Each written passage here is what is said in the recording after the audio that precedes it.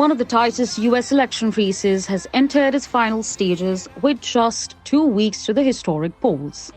While Republican candidate Donald Trump is making his final pitches to the Latino community in Florida, Democrat Kamala Harris has taken to NBC News on the hunt for an advantage in the race.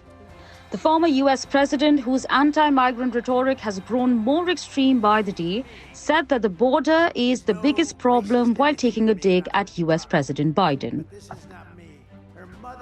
But I really think that the biggest problem this country has is what they've allowed to happen to us on the border. They've allowed our country to be destroyed.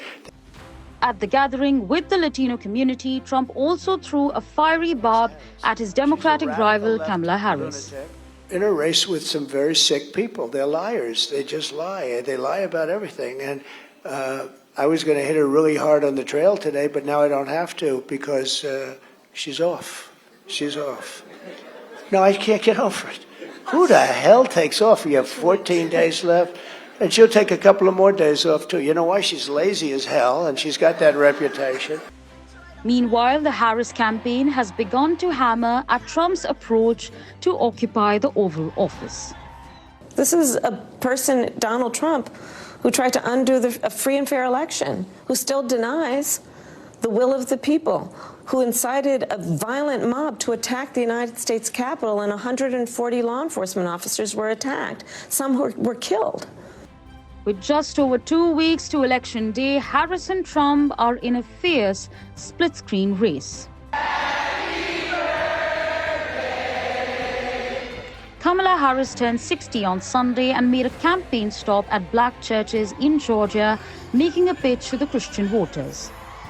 On the other hand, Trump was all smiles as he scooped fries at a McDonald's franchise outside of Philadelphia. Trump's campaign stop was intended as a jab at Harris, who has talked about working at the fast food chain in her youth days. Now I have worked this week. I've now worked for 15 minutes more than Kamala. Okay, she never worked here. I've now worked 15 minutes more than Kamala. So both the candidates are spending their final campaign days in pivotal states.